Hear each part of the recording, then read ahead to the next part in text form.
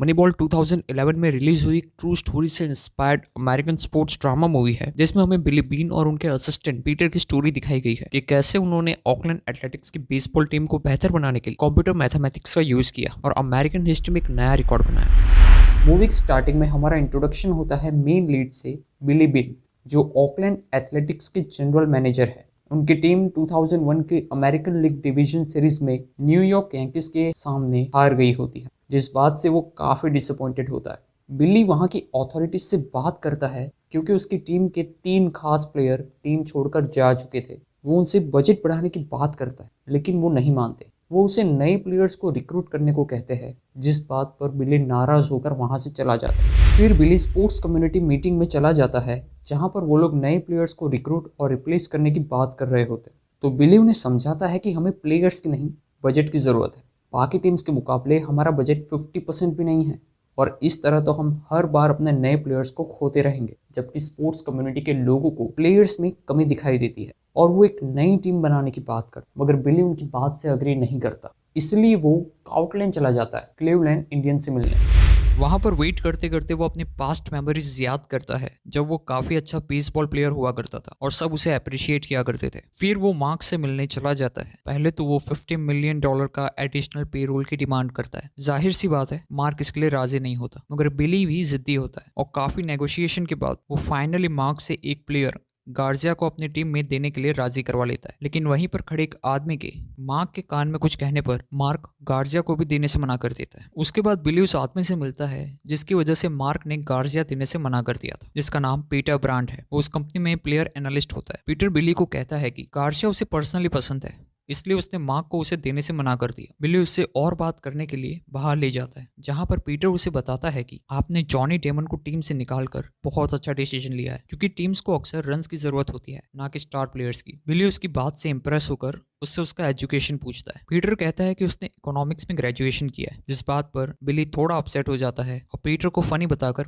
वहां से चला जाता है। लेकिन बिली कहीं ना कहीं पीटर की बातों से अग्री करता है और उसे फोन कर कहता है कि अपना सामान पैक कर लो, क्योंकि उसने उसे क्लीवलैंड इंडियन से खरीद लिया है और वो उसे अपना असिस्टेंट बना लेता है। फिर पीटर बिली के पास आ जाता है। पीटर शुरुआत से ही काफी हार्डवर्क करने लगता है और बिली को उन प्लेयर्स की लिस्ट दिखाता है जो अंडररेटेड है, वो उन्हें कम कीमत पर खरीद सकते हैं। दरअसल इन प्लेयर्स को कभी वो चांस दिया ही नहीं गया कि वो अपने पूरे पोटेंशियल को यूज़ कर सके। टीम प्लेयर सिलेक्ट करते वक्त वो लोग प्लेयर्स के रन और उनके अपीयरेंस तक देखते हैं कि वो देखने में अच्छे है कि नहीं, और इसीलिए इन प्लेयर्स को कभी अपने टैलेंट को दुनिया को दिखाने का मौका ही नहीं मिलता। लेकिन फर्स्ट टाइम बिली और पीटर कंप्यूटर से प्लेयर्स के डेटा एनालिसिस करके टीम बना रहे थे। पीटर बिली को एक प्लेयर का एग्जाम्पल भी देता है जिसका नाम ब्रैडफोर्ड है।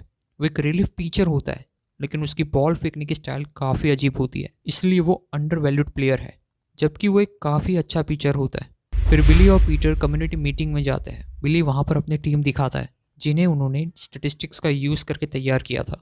कम्युनिटी मेंबर्स कहते हैं कि ये प्लेयर्स बॉडी से इतने फिट नहीं है, तो बिली उन्हें समझाता है कि इस वक्त उन्होंने जिन 3 प्लेयर्स को सिलेक्ट किया है वो टैलेंटेड है और काफ़ी कम कीमत पर उन्हें मिल जाएंगे, जिससे उनके बजट में काफ़ी मदद होगी, जिनका नाम है जेरेमी, ब्रैडफोर्ड और डेविड। डेविड का नाम सुनकर कम्युनिटी मेंबर्स कहते हैं कि उसके पैर काफ़ी कमज़ोर है। बिली कहता है कि डेविड हमारे बजट में फिट होता है। बिली को अपनी नई स्ट्रेटेजिकल टीम को लेकर काफ़ी प्रॉब्लम फेस करनी पड़ रही होती है, क्योंकि लोगों को ये टीम बिल्कुल भी पसंद नहीं आती। और हम ये देख पाते हैं कि बिली और पीटर की जर्नी में बहुत ही ज़्यादा प्रॉब्लम्स आने वाले हैं। इतना कम नहीं था कि बिली एक ब्रोकन रिलेशनशिप में होता है, जिसमें उसकी वाइफ के साथ उसका डिवोर्स हो चुका होता है। बिली की एक बेटी भी होती है। वो अपनी बेटी से मिलने जाता है, पर वो घर पर नहीं होती, तो वो वेट करता है। और बिली और उसकी वाइफ की बातों से लगता है कि उन दोनों के रिलेशनशिप बिल्कुल भी ठीक नहीं रहे होंगे, क्योंकि बिली अपनी वाइफ की बातों पे ध्यान ही नहीं दे रहा होता है। तभी उसकी बेटी घर पे आ जाती है और वो अपनी बेटी को लेकर बाहर चला जाता है। उसकी बेटी बताती है कि अगर आपकी टीम इस बार की चैंपियनशिप नहीं जीतती है तो आपकी जॉब चली जाएगी। बिली को ये बात सुनकर थोड़ा अजीब लगता है कि इतनी छोटी सी एज में उसकी बेटी कितना स्ट्रेस ले रही होती है। बिली की बेटी को सिंगिंग का काफ़ी शौक होता है, तो बिली उसे गिटार दिलाता है। रेस्टोरेंट में उसकी बेटी उसे गाना गा के सुनाती है, जिसे सुनकर बिली काफ़ी सरप्राइज नजर आता है, क्योंकि उसे ये पता ही नहीं था कि उसकी बेटी इतना अच्छा गाना गा सकती है।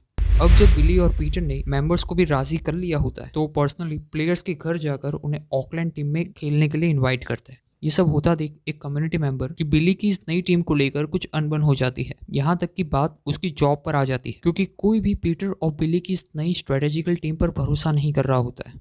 अप्रैल 1, 2002 वो दिन आ जाता है जब उनकी टीम टूर्नामेंट में खेलने वाली होती है, लेकिन गेम स्टार्ट होते ही बिली फील्ड से चला जाता है, क्योंकि उसे ऐसा लगता था कि उसकी फील्ड में रहकर मैच देखना उसकी टीम के लिए अच्छा नहीं है। दरअसल ये सब उसके मन का वहम होता है, जिसे देख पीटर को थोड़ा अजीब लगता है, पर वो उसे कुछ भी नहीं कहता, और जिसका डर था वही हुआ।